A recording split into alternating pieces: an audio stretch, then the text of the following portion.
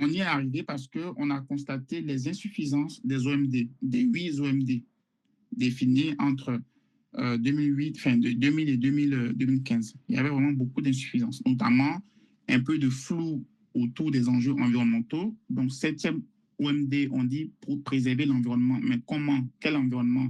On a les océans, on a les terres, on a les forêts, on a l'air, on a l'eau, on a plein d'autres choses. On a les animaux. On préserve l'environnement comment? Voilà, donc, c'était assez flou.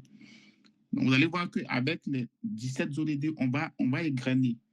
On va avoir un ODD qui est spécifique au changement climatique, un autre qui est spécifique à la biodiversité, à l'eau et tout. Voilà. Donc, l'idée, c'était de clarifier et donner plus de moyens.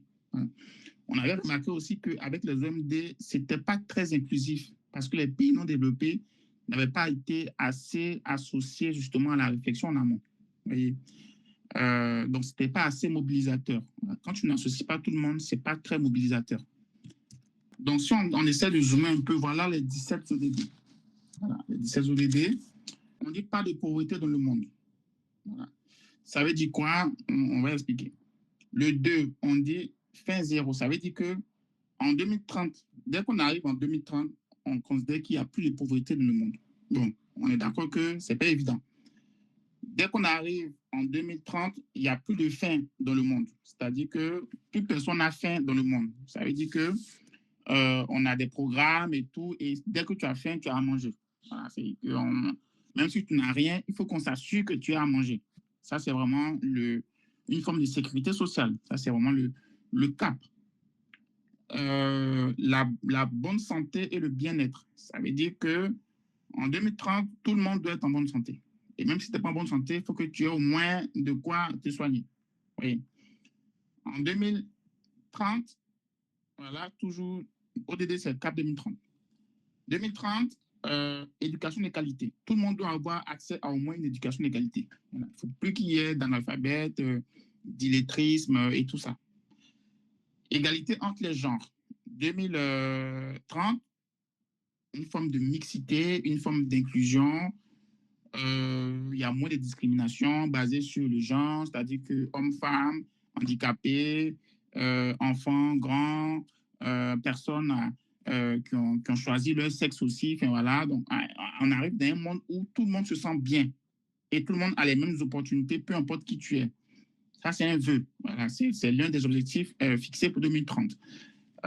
Eau propre et assainissement, ça veut dire que dans tous les petits villages, il faut qu'on s'assure que tout le monde ait au moins de l'eau pour boire. Voilà, il ne faut pas qu'il y ait de l'eau, les gens soient contraints de boire de l'eau polluée et tout ça. Et il y en a encore. Énergie propre, hein, et d'un coût abordable. Ça veut dire que tout ce qui est énergie qui n'est pas propre. Ça veut dire que quand on dit énergie propre, ça veut dire qu'il y a énergie qui n'est pas propre. Voilà. Donc, énergie propre et puis d'un coût abordable. Voilà. Travail décent et croissance économique. Voilà, ODD, ils aiment la croissance économique. On peut pas, voilà. Là où la transition, on l'a vu au départ, est un peu sceptique sur la question de la croissance économique. Donc, on dit travail décent et croissance économique. Donc, travail, ça veut dire que chacun fait le travail qui lui plaît. Tu n'es pas contraint d'aller faire un truc qui ne te plaît pas. Mais tu fais un truc, ou bien parce que tu es au chômage, donc tu fais un truc qui ne te plaît pas. Non. Travail décent, déjà, et puis tu te sens bien dans ton travail. On ne te harcèle pas, on ne te fait pas faire des choses dont tu n'as pas envie et tout.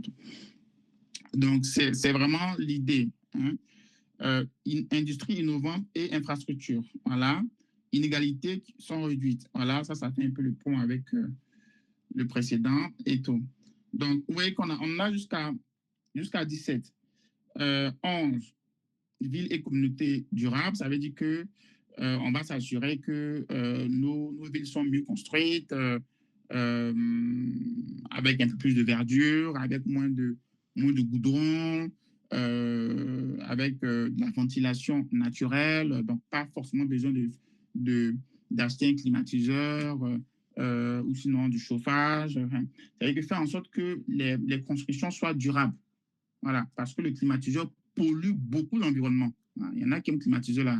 Ils voient ça comme un luxe. Ça pollue beaucoup l'environnement. Le chauffage aussi a besoin d'une énergie vraiment à haute intensité et pas souvent propre. Donc, faire en sorte qu'on construise mieux les villes. qu'on construise mieux les villes, qu'on arrive vraiment à des villes qui sont totalement bien construites, avec des accès aussi pour les personnes à mobilité réduite. Souvent, on construit des bâtiments, les handicapés ne peuvent pas rentrer. C'est qu'on a construit le bâtiment, il n'y a pas de place pour handicapés. Dès que tu veux entrer dans le bâtiment, on dit escalier. Mais moi, il ne va pas marcher vers moi. Vous voyez? Donc, c'est tout ça qu'il faut penser. Quand on dit ville et communauté durable, c'est tout ça. C'est que des villes où tout le monde se sent bien, où il y a une forme d'accessibilité, où tout est bien construit, où on n'a pas besoin d'avoir peur quand on marche. Et tout ça, c'est le travail des urbanistes, des architectes, des gens du BTP, ainsi de suite. C'est un sujet qui est très, très important. Utiliser moins de ciment. Voilà, donc c'est ODD 11. Consommation et production responsable. Aujourd'hui, sur la question de la consommation, aujourd'hui, souvent on achète des trucs dont on n'a pas envie, juste parce que on nous a bombardé de marketing, de publicité, il faut payer, on te force à payer en fait.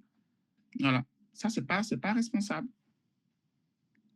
Et l'idée c'est qu'on ne gaspille pas aussi. Donc ça fait un peu le pont avec tout ce qui est zéro fin et tout ça. Donc consommation responsable, production responsable. Il y a souvent il y a des endroits où on surproduit juste pour vendre et qu'on produit beaucoup plus de lait que ce dont la population a besoin. Voilà. Et encore, il y en a qui pensent que le lait, on ne doit pas consommer. Enfin, bref. Mais je veux dire, il y a souvent des surproductions. C'est qu'on exploite la terre, les ressources naturelles, plus qu'on en a besoin.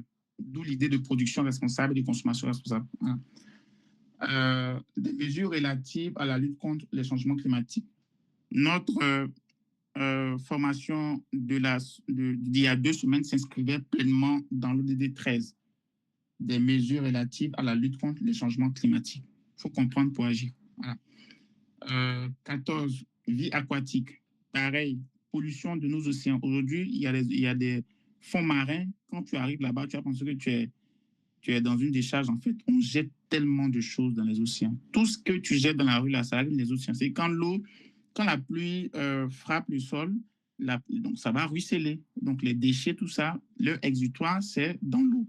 Alors que dans l'eau, c'est aussi maison des gens. Quand je dis des gens, en grive, c'est aussi un milieu naturel de vie de certains animaux. Donc quand toi, tu finis de jeter tes trucs, que ça arrive là-bas, bah, eux aussi, bah, ça pollue l'environnement. Voilà.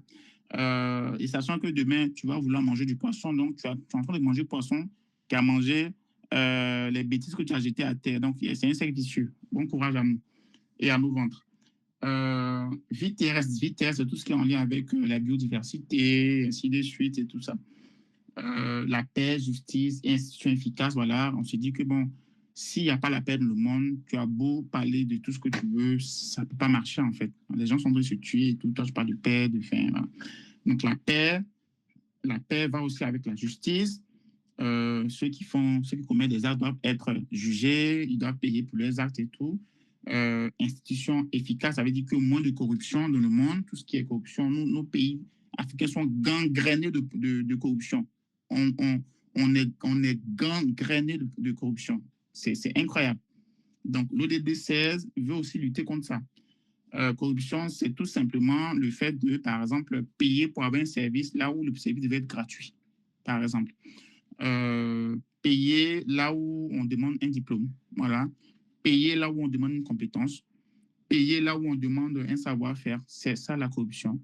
Faire accéder des gens à des postes qu'ils ne méritent pas, c'est ça la corruption. Voilà. Donc l'idée, c'est que d'ici 2030, avec l'ODD 16, on fasse moins, il y a moins de corruption dans le monde. Il y a même des indices, hein, on classe les pays par le niveau de corruption et tout ça. En tout cas, nos pays là sont en bas là-bas.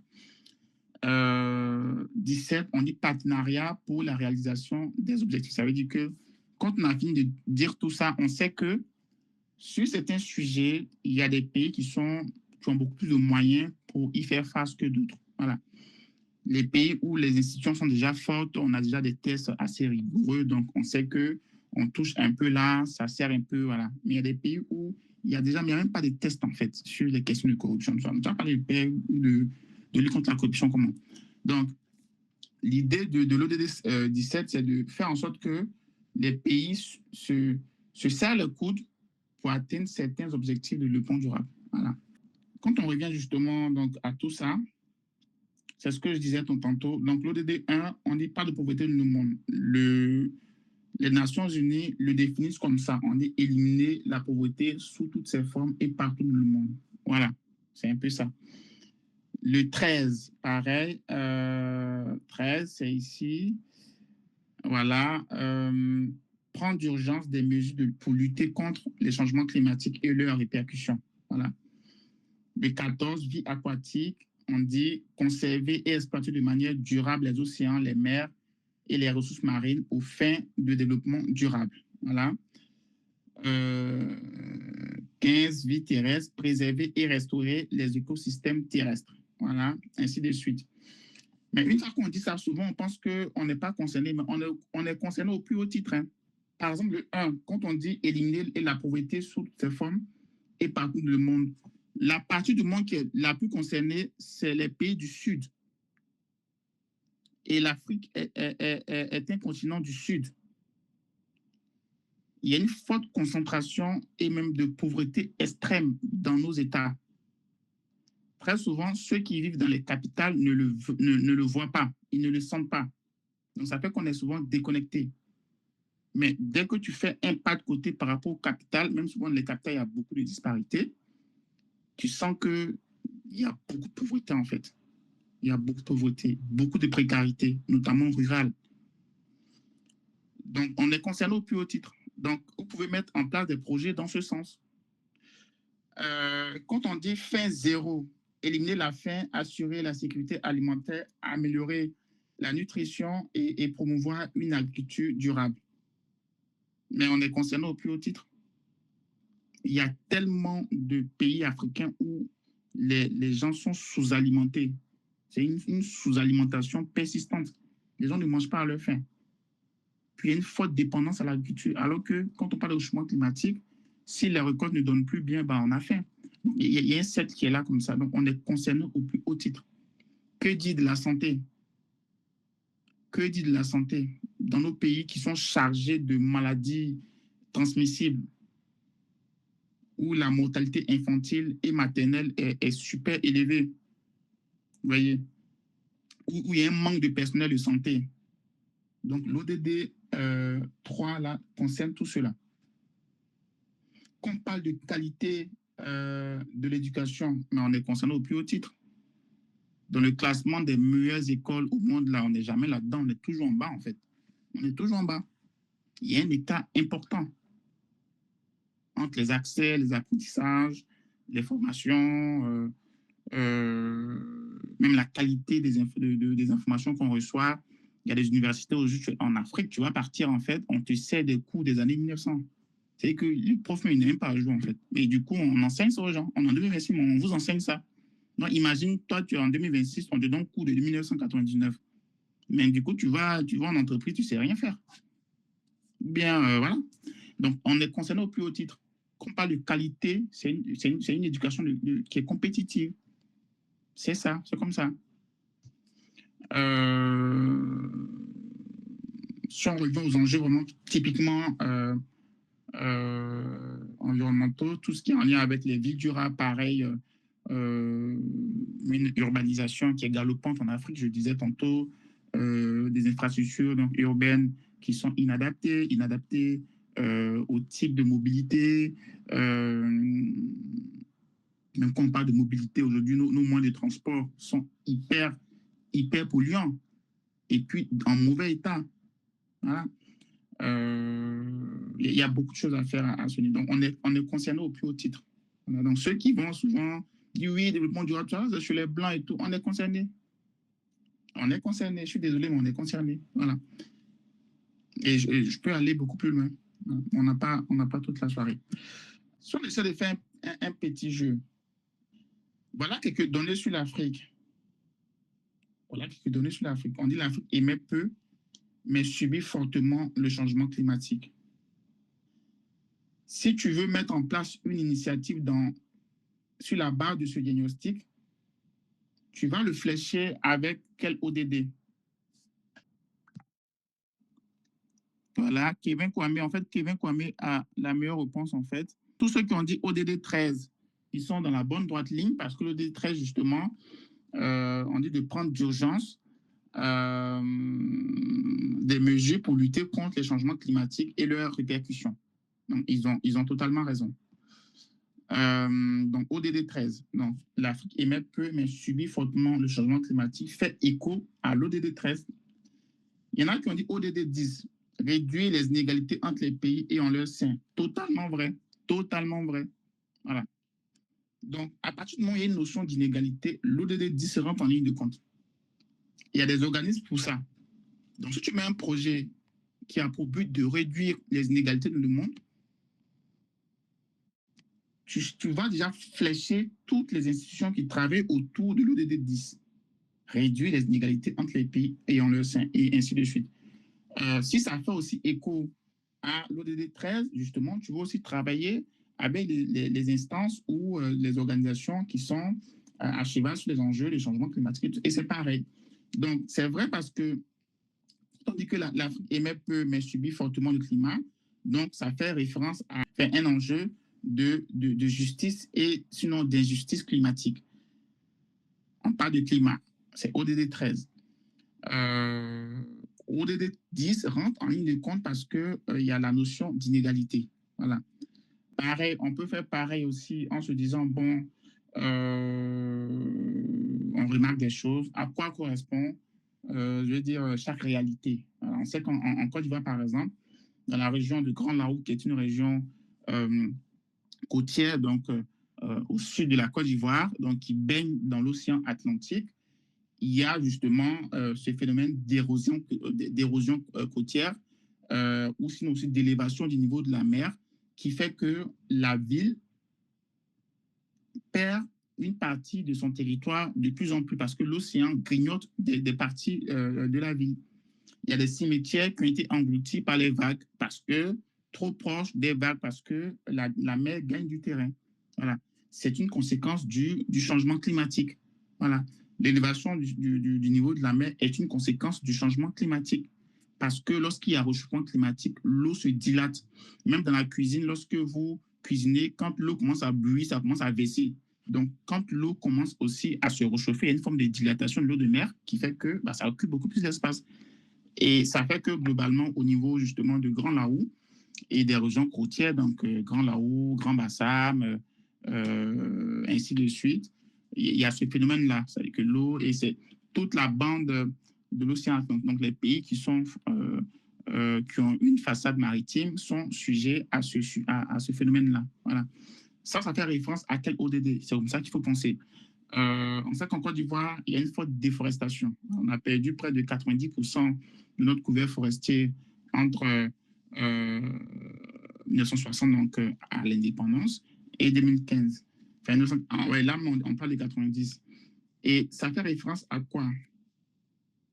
Ça fait référence à l'ODD 15 qu'on dit préserver et restaurer les écosystèmes terrestres, par exemple.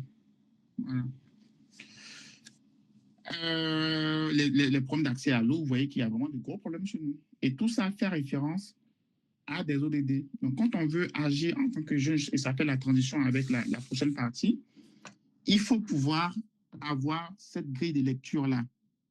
C'est-à-dire, à chaque problématique environnementale, quel objectif de développement durable est associé. Et une fois qu'on fait ça, quels sont les organismes qui travaillent autour de cet objectif-là? Voilà. Notamment au sein du système des Nations Unies. Et c'est comme ça qu'on arrive justement à se faire une voix. On n'agit pas juste parce qu'on a envie d'agir. On agit dans un système qui est beaucoup plus grand et il faut s'inscrire dans ce système-là. Il ne faut jamais cloisonner sa façon de réfléchir quand on commence à s'engager sur les questions environnementales. Et ça fait le lien avec la prochaine partie, c'est-à-dire le rôle des jeunes. Voilà, le rôle des jeunes. Une fois qu'on sait tout ça, on a un peu de culture environnementale et tout ça. Quel est notre rôle en tant que jeunes?